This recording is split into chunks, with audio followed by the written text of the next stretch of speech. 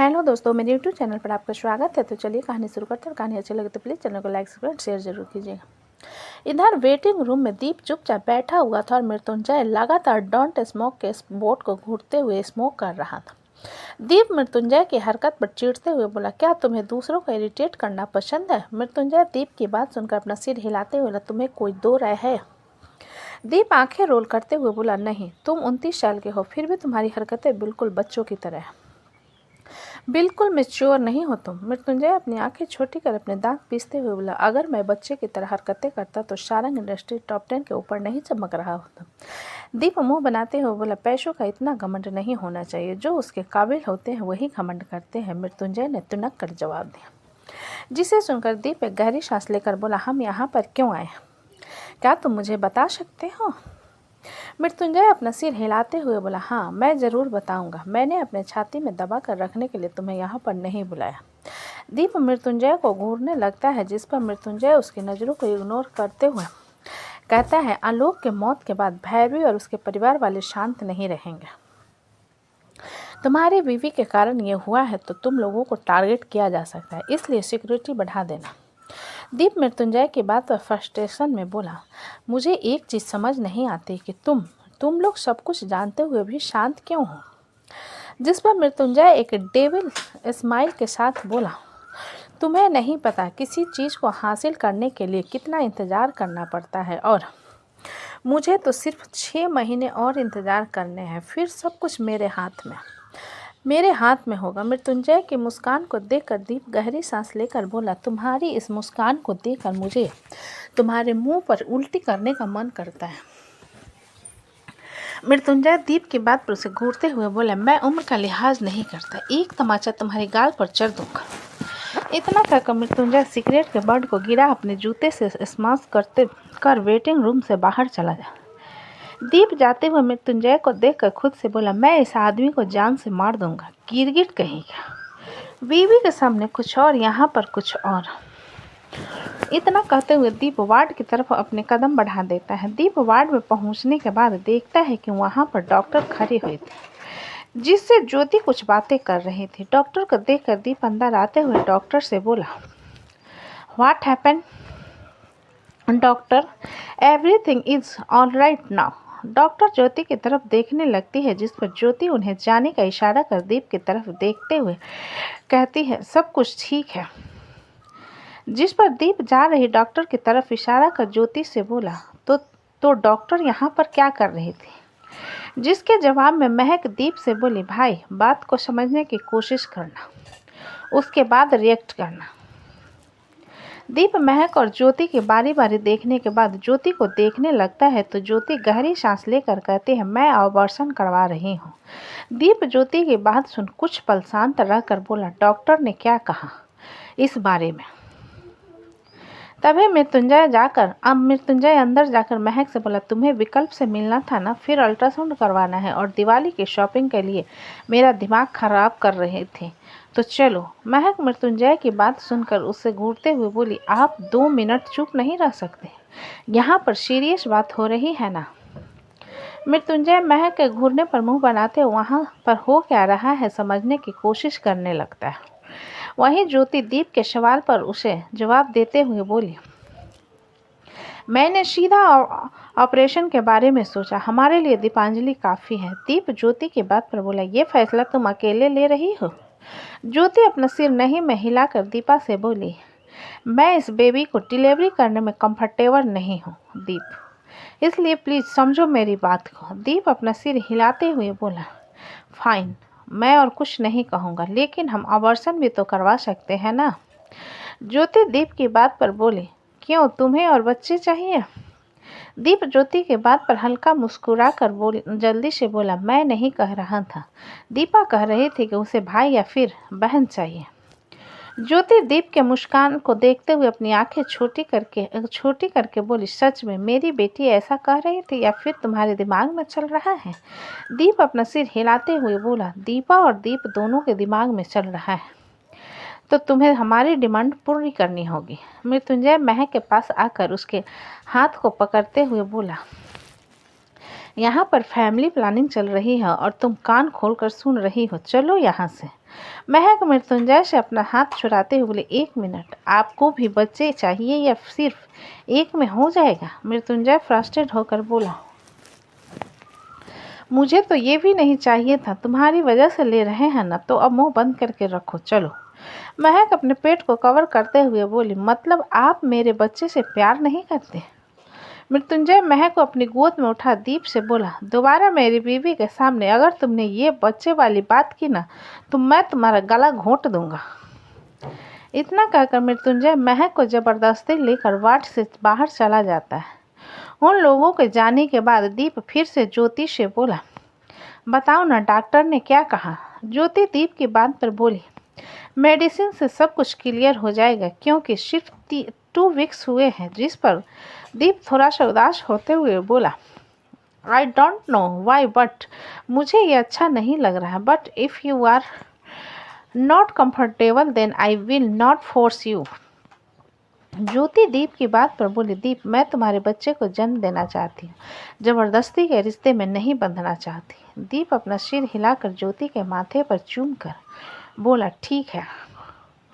जिस पर ज्योति बस हल्का सा मुस्कुरा देती है। इधर मृत्युंजय महक को सीधा अल्ट्रासाउंड रूम में लाकर छोड़ता है और डॉक्टर की तरफ देखते हुए कहता है, हेलो मिस बत्रा, मेरी वाइफ का अल्ट्रासाउंड था आज, अपॉइंटमेंट ले चुका हूँ मैं। डॉक्टर बत्रा मृत्युंजय की बात से मुस्कुराते हुए बोली, यस मिस्टर सारंग, और ये आपकी वाइफ का सेकेंड अल्ट्रासाउंड है, इसके बाद 2 अल्ट्रासाउंड और होंगे। आज आपको अपना बेबी अच्छे से नजर आएगा। मृत्युंजय डॉक्टर बत्रा की बात पर अपना सिर हिला देता है और वो लोग अल्ट्रासाउंड रूम में आ जाते हैं। महक, जिसने आज सिंपल ढीली सी कुर्ती पहन रखी थी, उसे ऊपर करती है, जिस पर डॉक्टर बत्रा उसके पेट पर जेल लगाने के बाद अल्ट्रासाउंड की प्रोसीजर शुरू करती है। डॉक्टर बत्रा स्क्रीन की तरफ इशारा करते हुए मृत्युंजय से बोली, मिस्टर सारंग, आपका बच्चा। मृत्युंजय स्क्रीन पर गौर से देखने के बाद अपना सिर हिलाते हुए बोला, अच्छा है। महक मृत्युंजय की बात पर उसे देखते हुए बोली, क्या आपको उसकी खूबसूरती नज़र आ रही है जो आप कह रहे हो कि अच्छा है? मृत्युंजय फुल कॉन्फिडेंस के साथ बोला, मैं हैंडसम हूँ, उसकी माँ ब्यूटीफुल है, और ऑब्वियसली हमारा बच्चा बहुत खूबसूरत होगा, इसमें कोई सरप्राइजिंग वाली बात नहीं है। मृत्युंजय अपनी आंखें रोल करते हुए डॉक्टर बत्रा की तरफ देखती है और उसका अल्ट्रासाउंड पूरा होता है। फिर वो लोग वापस केबिन में आ जाते हैं। मृत्युंजय डॉक्टर से कुछ बातें करता है जिन्हें महक भी सुन रही थी। फिर वो लोग विकल्प से मिलने के लिए चले जाते हैं। फिर विकल्प से मिलने के बाद वो लोग सीधा दिवाली की शॉपिंग के लिए चले जाते हैं। विकल्प पहले से बेहतर था। इंदौर भाटिया मेंशन में विक्रम के घर में दिवाली की तैयारियां चल रही थी। विक्रम पिछले 1 हफ्ते से बिजनेस ट्रिप के कारण बाहर था और आज वापस आ रहा था। आरू हॉल में बैठी अपनी स्टडी कर रही थी कि धीरज जी आकर आरू से बोले, पढ़ाई कैसी चल रही है बेटा? धीरज जी की बात सुन आरू उनकी तरफ देखते हुए बोली, अच्छी चल रही है पापा, वैसे आपका काम कैसा चल रहा है?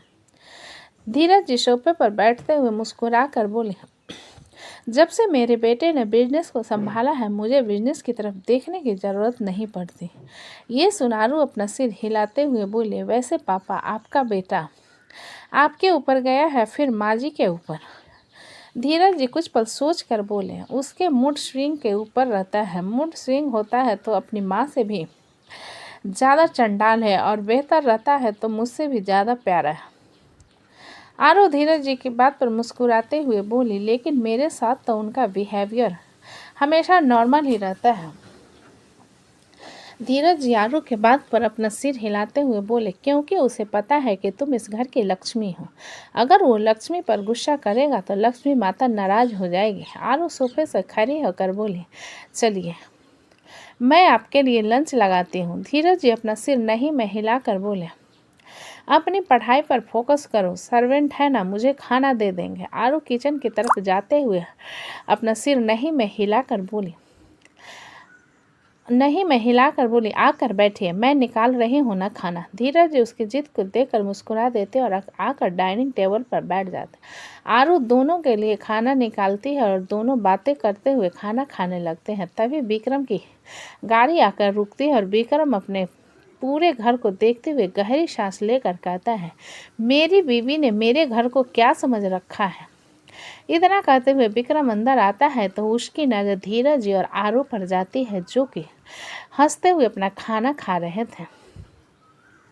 उन दोनों को देखकर विक्रम के चेहरे पर एक प्यारी सी सुकून वाली मुस्कान आ जाती है। फिर विक्रम मुस्कुराते हुए उन लोगों के पास आकर कहता है, किस बात को लेकर इतनी हंसी आ रही है आप लोगों को। आरू विक्रम की आवाज़ पर सिर घुमा उसकी तरफ देखते हुए बोली, आप आ गए, जाकर फ्रेश हो जाइए, आपको भी खाना दूंगी।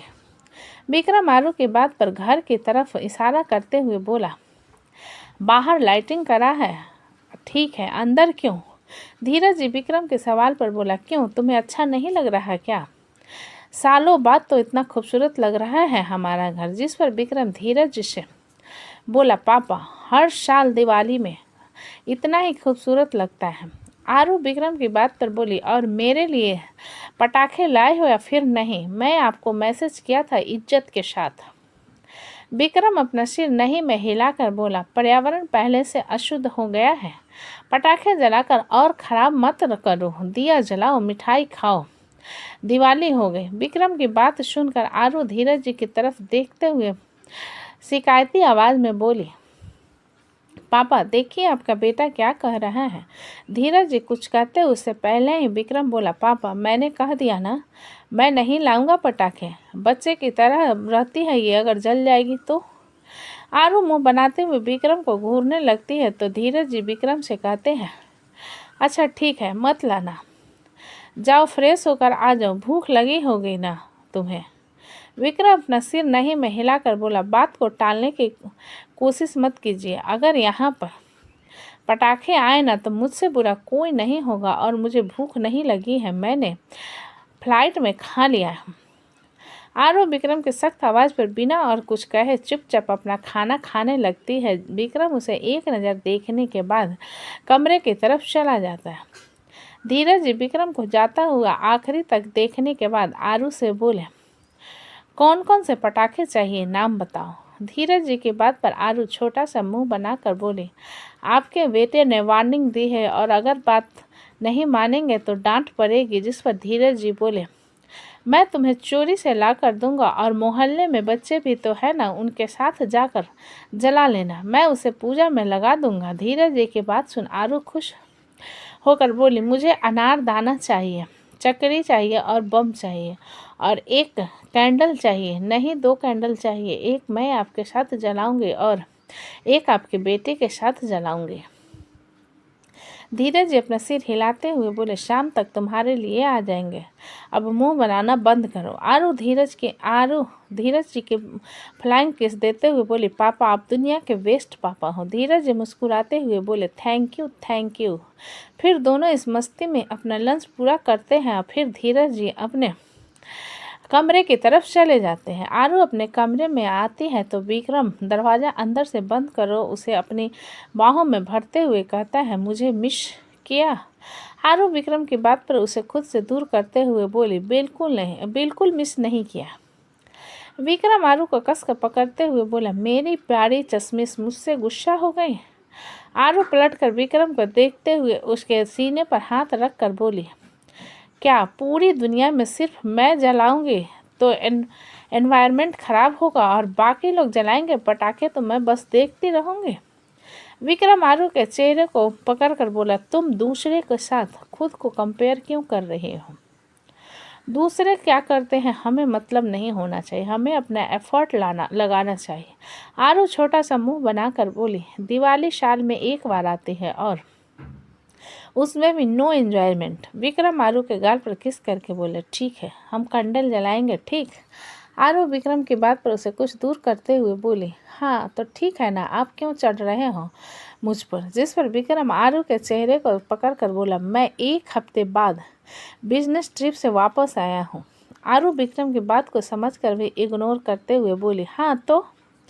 विक्रम फ्रस्ट्रेट होकर बोला, तो मैं तुम्हें प्यार करना चाहता हूँ। आरू अपना सिर नहीं में हिलाकर बोली, मुझे दिवाली की शॉपिंग पर जाना है, हम रात को कंटिन्यू करेंगे।